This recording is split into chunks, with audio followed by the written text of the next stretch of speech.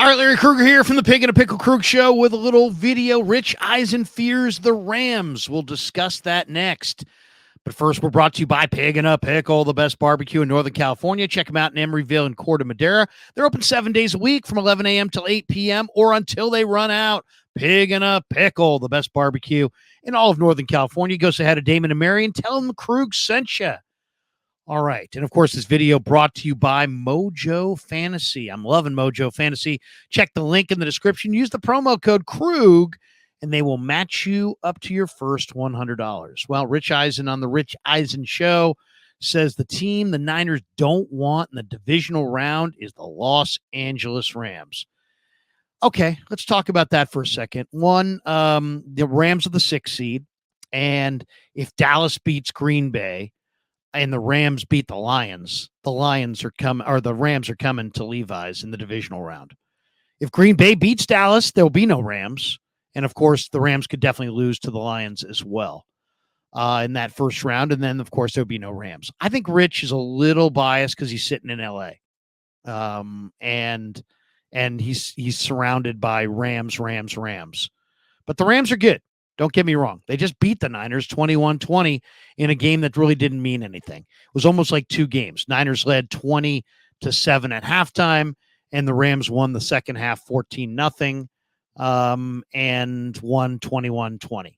So, and obviously nothing but respect for the Rams. Sean McVay, I think, is one of the best coaches in all of the NFL. He's got a Super Bowl ring. He's an impressive guy. He really is. He's the youngest coach in the league, or at least he was when he was hired. He's got this intensity. He reminds me a lot of Jimmy Johnson, just from the standpoint, and I think he may have a Jimmy Johnson-like career where he, wins multiple rings and then heads off to TV. And I could see that kind of a career for McVay, who's the grandson of the great John McVay, who was the Niners general manager and Bill Walsh's right-hand man for all the good years, all the glory years of 49er football in the 80s and 90s. And John McVay, who I've met and talked to before, was a kind man and a really sharp football guy. Former head coach of the New York Giants, was ideally suited to be that number 2 guy to Bill Walsh, and was just a very underrated evaluator, negotiator, trader, just a great football man, really, and a terrific man overall. And McVay, the apple doesn't fall too far from the tree. Sean McVay is a phenomenal coach, and he's already proven it. And he's got a really good team, and they've won a ring. And they've got Matthew Stafford, and now they've found Kyron Williams, and you've got, obviously some amazing talent on offense. I mean, Puka Nacua, the rookie, is amazing. Cooper Kupp, Tutu Atwell, Tyler Higbee.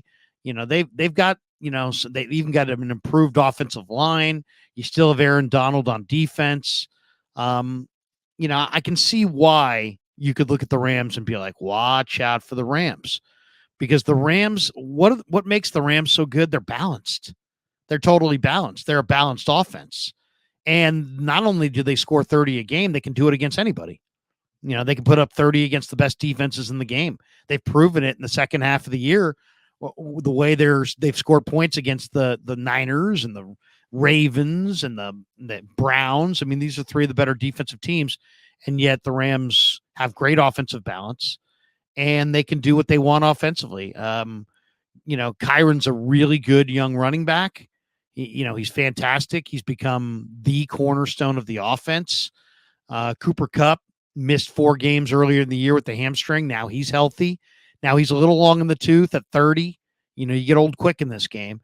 And they still have him and Puka and then Tutu. And so between Tutu's ability to stretch the field vertically and the speed that he possesses, I mean, they can score on any singular play because of the speed of Tutu Atwell, who's a 4-3 burner. And then they've got 2 guys on third and whatever that they can throw it to who will catch it in a crowd with great route running and ball skills. So, and then Stafford is, you can't fool him. He's a veteran. He's been there, done it. And, they get in the red zone and good luck. And then you got to match them because they can score touchdowns in the red zone. And Stafford is got a quick release, a rifle of an arm.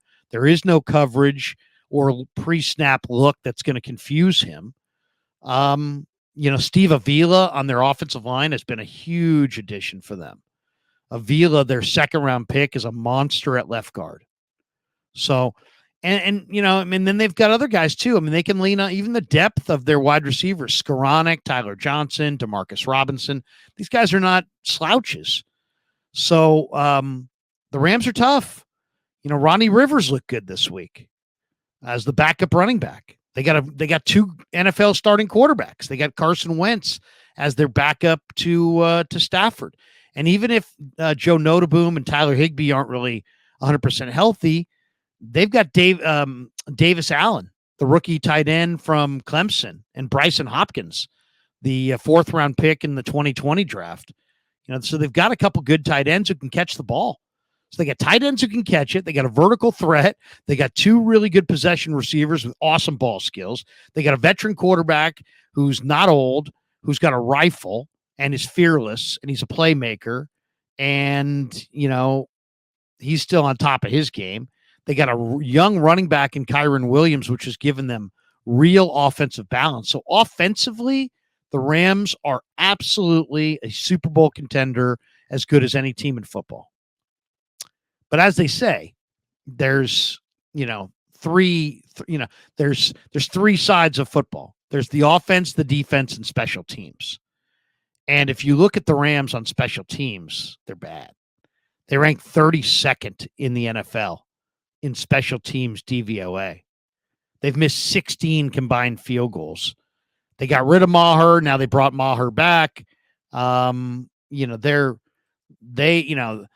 had Brett Maher. They cut Brett Maher. Then the replacement didn't do well. They cut him. Now Maher's back. So that they're you don't know what they got at kicker. Their special teams aren't good. They've missed, as I said, 16 combined field goals and PATs, the most of any team in the league. And then defensively, Jordan Fuller's dinged up. Troy Reeder coming out of the Niner games dinged up. Kobe Turner, really nice player for sure. Next to Aaron Donald inside. He's not bad. Ernest Jones, number 53, good inside linebacker. Byron Young had a big sack of Sam Darnold, came flying off the edge. He's no picnic for sure. John Johnson's not bad at strong safety, but the rest of that defense maybe tries hard, but it's not a stellar defense. That's not a championship defense. Raheem Morris is getting interviews this week for other coaching gigs, so maybe he'll be a little distracted by that. He's going to be a head coach again in the league, but Raheem Morris is a good coordinator for sure. So, I think the Rams need to be respected. If you think you're going to roll your jock out there and beat the Rams, think again.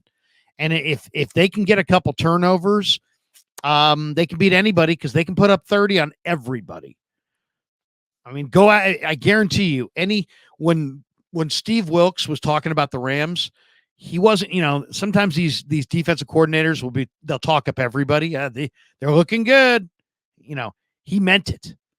The Rams are really they stretch you, with the vertical threats and what they can do. And, they limit you to what you can do to them because of the veteran status that Stafford has.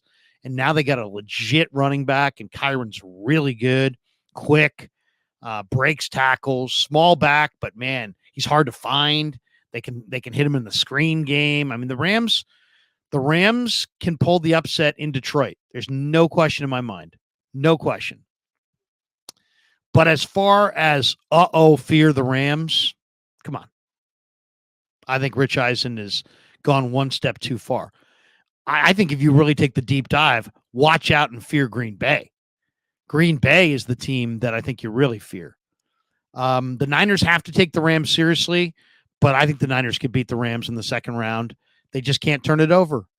If they don't turn it over and the Niners bring their A game on defense, I think they beat the Rams by 10, maybe even 2 touchdowns. I like the Rams, but they're a third of a team with Aaron Donald on defense. Aaron Donald, a couple young players, a good coordinator. That's all they are on D. They're nothing on special teams. So the Rams are an offense and an offense only. And if you play complementary football, run the ball, keep their defense on the field, keep their offense on the sideline, I think the Rams are very beatable. So I guess I would push back on Rich Eisen, who says, beware of the Rams. Yeah, they're a divisional opponent. Yeah, they got some weapons. Yeah, they got a good offense. I would say don't fear the Rams. Have proper respect for the Rams. But once again, I think Rich is sitting down there and, not that far from SoFi going, the Rams, the Rams, the Rams. People are walking around town going, watch out for the Rams. Okay. Watch out for the Packers is what I would say. All right. Thanks to Pig and a Pickle for being the title sponsor of the video. Thanks to Mojo Fantasy for sponsoring this video as well. Thanks to all you guys for supporting the Krug Show on YouTube.